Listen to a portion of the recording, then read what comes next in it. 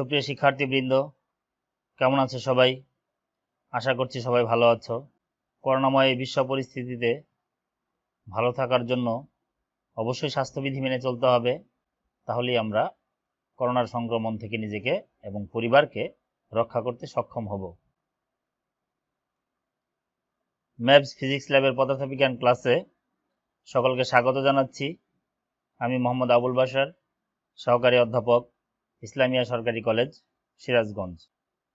প্রিয় শিক্ষার্থীরা, আজ আমরা পদার্থবিজ্ঞান প্রথম পত্রের তৃতীয় অধ্যায় অর্থাৎ গতিবিদ্যা অধ্যায় থেকে কিছু গুরুত্বপূর্ণ বিষয় আলোকপাত করতে চাই।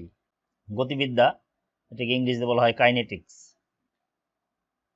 আজকের শিখন ফল, আজকের পাঠ শেষে তোমরা জড় কাঠামোর ধারণা ব্যাখ্যা করতে পারবে, গতি বিষয়ক কতিপয় রাশি সম্পর্কে জানতে পারবে, দৈনন্দিন জীবনে রাশিগুলোর সঠিক ব্যবহার করতে পারবে। প্রসঙ্গ কাঠামো বর্ণনাটা দেখে নেই। কোনো বস্তুর গতিশীল বা স্থিতিশীল অবস্থাকে বর্ণনা করার জন্য অন্য কোনো ব্যবস্থা বা বস্তুর সাহায্য নিতে হয়। এই ব্যবস্থাকে প্রসঙ্গ কাঠামো বলে। অর্থাৎ যে কোনো বস্তু গতিশীল অবস্থায় আছে না সেটা স্থির অবস্থায় আছে, এটা জানার জন্য আমরা অন্য কোনো বস্তুর বা অন্য কোনো ব্যবস্থার সাহায্য নিই। এই যে বস্তুটির সাহায্য নিয়ে অন্য একটি বস্তুর গতিশীল বা স্থিতিশীল অবস্থাকে আমরা বর্ণনা করি, সেই বস্তুটিকে বলা হবে প্রসঙ্গ কাঠামো। এখানে পাশের চিত্রে যে গাড়িটি 50 কিলোমিটার পার আওয়ার বেগে চলছে, গাড়িটির বেগ হচ্ছে 50 কিলোমিটার পার আওয়ার বেগে ডান দিকে। তাহলে এই যে গাড়িটির যে বেগ 50 কিলোমিটার পার আওয়ার, এটা কার সাপেক্ষে? রাস্তার সাপেক্ষে, বা রাস্তার আশেপাশে যে গাছপালা থাকে তার সাপেক্ষে। তাহলে এই রাস্তাটাই হচ্ছে এখানে প্রসঙ্গ কাঠামো। প্রকারভেদ, মাত্রার উপর ভিত্তি করে প্রসঙ্গ কাঠামোকে 3 ভাগে ভাগ করা হয়। যেমন একমাত্রিক প্রসঙ্গ কাঠামো, দ্বিমাত্রিক প্রসঙ্গ কাঠামো এবং ত্রিমাত্রিক প্রসঙ্গ কাঠামো। আবার জড়তার উপর ভিত্তি করে প্রসঙ্গ কাঠামোকে 2 ভাগে ভাগ করা হয়। যেমন জড় প্রসঙ্গ কাঠামো এবং অজড় প্রসঙ্গ কাঠামো। প্রথমে একমাত্রিক প্রসঙ্গ কাঠামোটা আমরা একটু জেনে নিই। পাশের চিত্রে দেখা যাচ্ছে এখানে দুটি স্ট্যান্ড আছে। দুটি স্ট্যান্ডের মধ্যে একটি চিকন সুতা বা তার এই জাতীয় কিছু একটা টানা দেওয়া হয়েছে, আটকে রাখা হয়েছে। এখন এই যে চিকন তারটা, এই তারটাই কিন্তু হচ্ছে একমাত্রিক প্রসঙ্গ কাঠামো। আমরা যদি এইভাবে চিন্তা করতে পারি যে তারটি এখানে টানানো রয়েছে, এই তারের উপর যদি আমরা একটা পিঁপড়াকে ছেড়ে দিই, তাহলে সেই পিঁপড়াটা কয় দিকে যাতায়াত করতে পারবে? একদিকে। পিঁপড়াটি কিন্তু যে কোনো একদিকে যাতায়াত করতে পারবে, হয় ডান দিকে না হয় বাম দিকে। পিঁপড়াটা কিন্তু 2 দিকে যাতায়াত করতে পারবে না। সো এই ধরনের প্রসঙ্গ কাঠামোকে বলা হবে একমাত্রিক প্রসঙ্গ কাঠামো। অর্থাৎ এর একটা সরল রেখা হবে বা একটা মাত্র অক্ষ থাকবে এর। দ্বিমাত্রিক প্রসঙ্গ কাঠামো, দ্বিমাত্রিক, দ্বি মানে 2 আমরা জানি, তাহলে দ্বিমাত্রিক মানে কি? যার 2টা মাত্রা রয়েছে।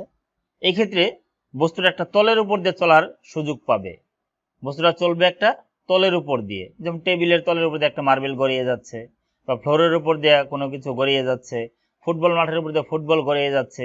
এই যে বিষয়টি, এগুলোই হচ্ছে তোমার একটা দ্বিমাত্রিক প্রসঙ্গ কাঠামো। এই ক্ষেত্রে বস্তুটি 2টি অক্ষ বরাবর চলাচলের সুযোগ পায়। ত্রিমাত্রিক প্রসঙ্গ কাঠামো, একটু খেয়াল করো, চিত্রটা একটু খেয়াল করো। এখানে 3টি তল আমি দেখানোর চেষ্টা করেছি। সবুজ, কমলা এবং লাল রঙের 3টি তল এখানে রয়েছে। তলগুলো পরস্পরের সাথে কিন্তু লম্বভাবে অবস্থিত। প্রত্যেকটি তলই একটি আরেকটির সাথে লম্বভাবে অবস্থিত এবং এই তলগুলো যে রেখায় ছেদ করেছে, যেমন লাল এবং সবুজ তল দুটি যে রেখায় ছেদ করেছে সেটাকে বলছি আমরা ওয়াই অক্ষ। লাল এবং কমলা তলদ্বয় যে রেখায় ছেদ করেছে তাকে বলেছি আমরা এক্স অক্ষ। সবুজ এবং কমলা তল দুটি যে রেখায় ছেদ করেছে তাকে বলেছি আমরা জেড অক্ষ। তার মানে এক্স ওয়াই জেড এই অক্ষ 3টিও কিন্তু পরস্পরের সাথে সমকোণে অবস্থিত। এই যে মাঝখানের যে স্পেসটা, ফাঁকা জায়গাটা, এই ফাঁকা জায়গাটাই হচ্ছে আসলে ত্রিমাত্রিক প্রসঙ্গ কাঠামো। এক্ষেত্রে কোনো বস্তু শূন্য স্থানের মধ্য দিয়ে গতিশীল হয়ে থাকে। অর্থাৎ মনে করো একটা রুমের মধ্যে বা একটা ফাঁকা জায়গায় একটা প্রজাপতি উড়ে বেড়াচ্ছে, একটা পাখি উড়ে যাচ্ছে। এই যে উড়ে যাচ্ছে পাখি, প্রজাপতি উড়ে উড়ে বেড়াচ্ছে, ও কিন্তু 3 মাত্রায় চলতেছে। এই ধরনের প্রসঙ্গ কাঠামোকে বলি আমরা ত্রিমাত্রিক প্রসঙ্গ কাঠামো। জড় প্রসঙ্গ কাঠামো। যেসব প্রসঙ্গ কাঠামোতে নিউটনের গতি বিষয়ক সূত্রগুলো পালিত হয় তাদেরকে জড় প্রসঙ্গ কাঠামো বলে। এখন প্রশ্ন হচ্ছে, আমরা কোনো প্রসঙ্গ কাঠামো দেখে কিভাবে বুঝবো যে এটাতে নিউটনের গতি বিষয়ক সূত্রগুলো পালিত হয় কি হয় না? কাঠামোর গায়ে কিন্তু লেখা থাকবে না যে এটার মধ্যে নিউটনের গতি বিষয়ক সূত্র পালিত হয় বা এটার মধ্যে নিউটনের গতি সূত্র পালিত হয় না, লেখা থাকবে না। সো আমরা বুঝবো কিভাবে? আমরা পরের বিষয়টা দেখলেই বুঝতে পারবো।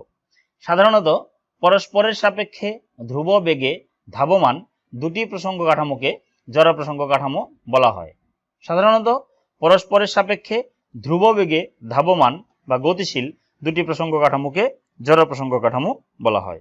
অর্থাৎ দুটি প্রসঙ্গ কাঠামো যদি পরস্পরের সাপেক্ষে ধ্রুব বেগে গতিশীল থাকে তাহলে তাদেরকে বলবো আমরা জড় প্রসঙ্গ কাঠামো। সাপোজ দুটি ট্রেন পাশাপাশি চলছে, একটি মনে করো 70 কিলোমিটার/আওয়ার বেগে চলছে, আরেকটা হয়তো 65 কিলোমিটার/আওয়ার বেগে চলছে, সবসময় একই বেগে চলছে পাশাপাশি, তাহলে কি হবে? এই দুটি ট্রেন কিন্তু জড় প্রসঙ্গ কাঠামো হিসেবে বিবেচিত হবে। আমরা ব্যাখ্যায় আসতেছি। এখানে দুটি প্রসঙ্গ কাঠামো দেখানো হয়েছে, একটি এস এবং অন্যটি এস ড্যাশ। এস এবং এস ড্যাশ, হলুদ প্রসঙ্গ কাঠামোটি এস এবং সবুজ প্রসঙ্গ কাঠামোটি হচ্ছে এস ড্যাশ। এবং আরো দেখানো হয়েছে এস ড্যাশ কাঠামোটি এস কাঠামোর সাপেক্ষে ভি ধ্রুব বেগে ধনাত্মক এক্স অক্ষ বরাবর গতিশীল। তাহলে এই দুটি কাঠামোই হবে জড় প্রসঙ্গ কাঠামো। একটা উদাহরণ দিতে পারি আমরা, পৃথিবী থেকে কোনো মহাকাশ যান ধ্রুব বেগে গতিশীল হলে পৃথিবী এবং মহাকাশ যানকে জড় প্রসঙ্গ কাঠামো বলা যাবে। আশা করি বুঝতে পেরেছ। পরম স্থিতি ও পরম গতি।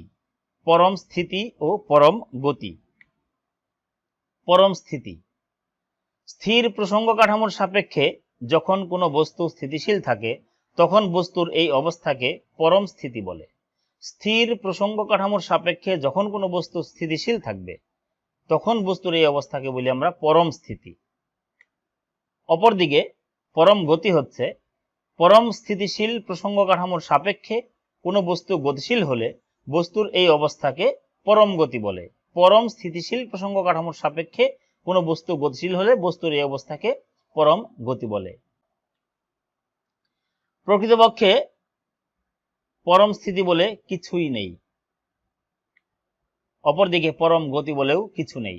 এটা আমি একটু ব্যাখ্যা করি। পরম স্থিতি বলে কিছু নেই কেন? কারণ পরম স্থিতির সংজ্ঞার মধ্যে আমরা দেখলাম যে স্থিতিশীল একটা কাঠামো থাকতে হবে, সেই কাঠামোর সাপেক্ষে অন্য কোনো বস্তু যদি স্থির থাকে তাহলে সেটি হচ্ছে পরম স্থিতি, তার অবস্থা হচ্ছে পরম স্থিতি। প্রশ্ন হচ্ছে, আমি মনে কর স্থির দাঁড়িয়ে আছি এক জায়গায়, আমি কি স্থির আছি? আসলে কিন্তু আমি স্থির নেই। কেন স্থির নেই? কারণ আমি দাঁড়িয়ে আছি পৃথিবীর পৃষ্ঠে, পৃথিবী কি করছে? ঘুরছে। তাহলে আমি পৃথিবীর সাথে নিজেও ঘুরছি, তাহলে কিন্তু আমি স্থির হলাম না। এখন তাহলে আমি যেহেতু স্থির না, তাহলে আমার সাপেক্ষে আরেকটা বস্তু যদি স্থির হয় তাহলে সেটাকে কি আমি পরম স্থিতি বলতে পারবো? পারবো না, কারণ আমি নিজেই তো গতিশীল। এই জন্য যে কোনো বস্তু স্থিতিশীল বা গতিশীল যাই হোক না কেন আমরা একটা প্রসঙ্গ কাঠামোর সাপেক্ষে সেটার গতি বিবেচনা করি। এখন সেই প্রসঙ্গ কাঠামোটি যদি স্থির না হয় তাহলে আমরা পরম স্থিতি কিভাবে পাবো? আর পরম স্থিতি যদি না পাই তাহলে পরম গতি পাওয়াও সম্ভব নয়। এই জন্য পরম স্থিতিও বলতে কিছু নেই, পরম গতি বলতেও কিছু নেই। সকল স্থিতি আপেক্ষিক এবং সকল গতি আপেক্ষিক। গতি বিষয়ক কতিপয় রাশি, খুব গুরুত্বপূর্ণ কিছু রাশি আছে।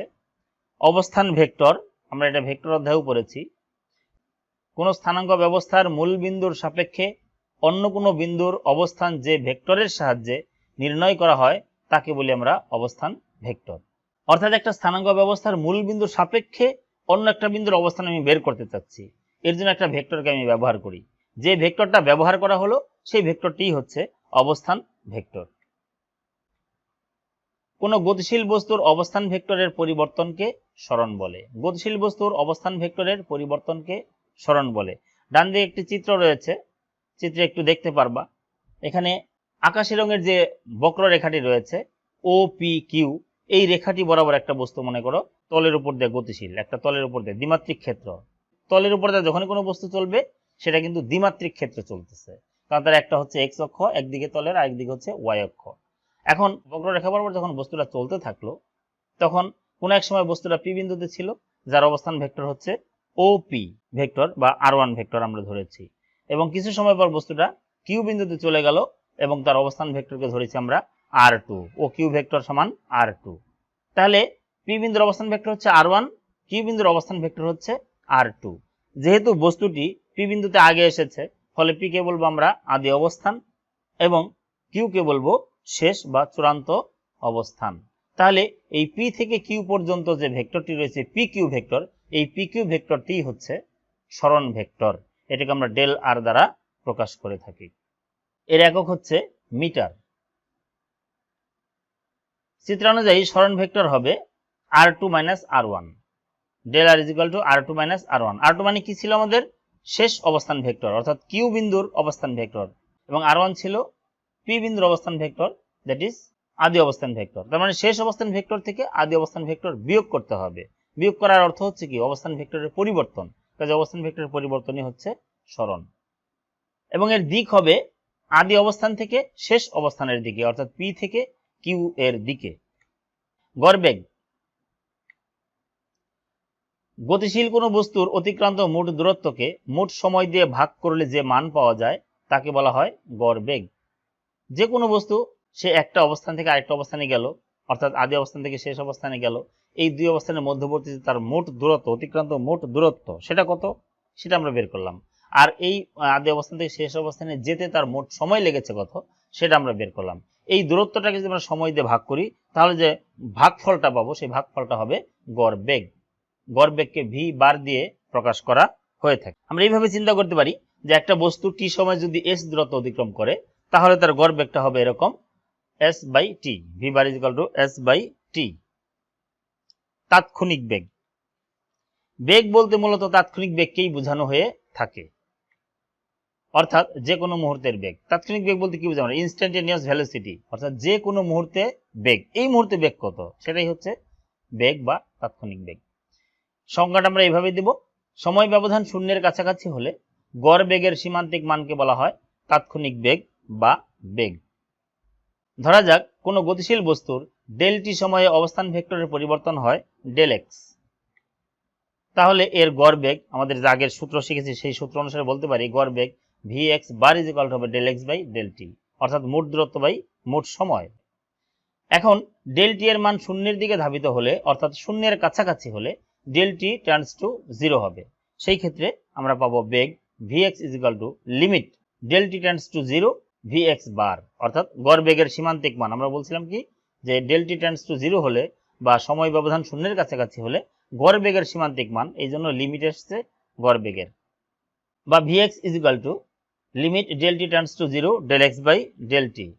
ক্যালকুলাসের ভাষায় একে লেখা যায় vx is equal to dx by dt, vx is equal to dx by dt। বেগের একক মিটার পার সেকেন্ড, জানো তোমরা এটা। এর মাত্রা lt ইনভার্স 1। দ্বিমাত্রিক বা ত্রিমাত্রিক ক্ষেত্রে বেগকে আমরা লিখব এভাবে v is equal to dr by dt। দ্বিমাত্রিক বা ত্রিমাত্রিক ক্ষেত্রে বেগ v is equal to dr by dt। গড় ত্বরণ, অসম বেগে গতিশীল কোনো বস্তুর বেগের পরিবর্তনের হারকে গড় ত্বরণ বলে। ত্বরণের প্রশ্ন তখনই আসবে যখন বস্তুটা অসম বেগে চলবে। একটা বস্তু যদি সমবেগে চলে তখন তার কিন্তু ত্বরণ থাকার প্রশ্নই আসে না। যখন বস্তুটার বেগের পরিবর্তন ঘটবে তখনই কিন্তু তার ত্বরণ থাকবে। কাজেই আমরা এইভাবে বলতে পারি প্রথমে গড় ত্বরণ বের করার জন্য যে অসম বেগে গতিশীল কোনো বস্তুর বেগের পরিবর্তনের হারকে গড় ত্বরণ বলে, অর্থাৎ একক সময় তার বেগের কি পরিমাণ পরিবর্তন ঘটছে সেটাই হচ্ছে গড় ত্বরণ। গড় ত্বরণকে এক্স বার দিয়ে প্রকাশ করা হয়।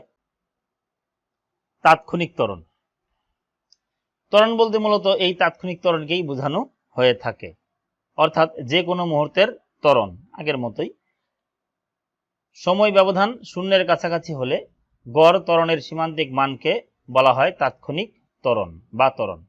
ধরা যাক অসমবেগে গতিশীল কোনো বস্তুর ডেল টি সময়ে বেগের পরিবর্তন হয় ডেল ভি এক্স, তাহলে এর গড় ত্বরণটা কি হবে বুঝতেই পারছো, del v x by del t, অর্থাৎ বেগের পরিবর্তন বাই হচ্ছে প্রয়োজনীয় সময়।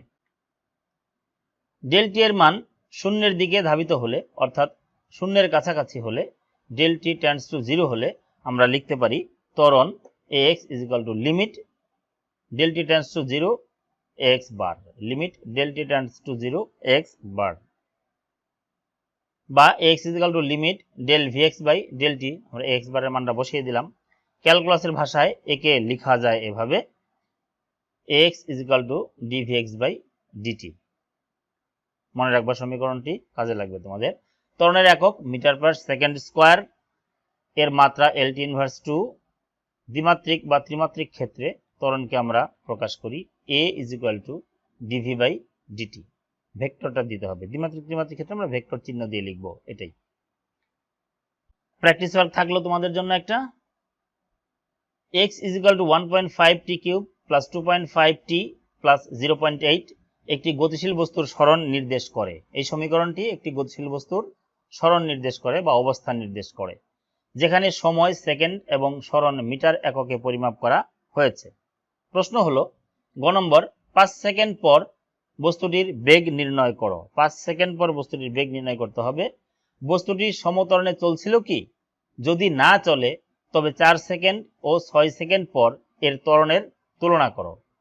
এই প্রশ্নটি তোমাদের জন্য আমি রাখলাম, তোমরা চেষ্টা করবে প্রশ্নটা সলভ করতে। প্রশ্নটি যদি সলভ করতে পারো তাহলে সলভ করে সেটা ছবি তুলে জেপিজি করে আমার ভিডিওর কমেন্টসে যদি তোমরা আপলোড করো, আমি সেটা চেক করে কোনো ভুলভ্রান্তি থাকলে বলে দেব, অথবা সঠিক হলে আমি সঠিক কথাটা উল্লেখ করে দেব। আমার সাথে সময় দেওয়ার জন্য সকলকে ধন্যবাদ। সচেতন আর সাবধানে, করোনা ভাইরাস থাকবে দূরে। কাজে ভয় নয়, সচেতনতাই হতে পারে আমাদের করোনা থেকে মুক্তি পাওয়ার একমাত্র উপায়। ভালো থাকো, সুস্থ থাকো, আল্লাহ হাফেজ।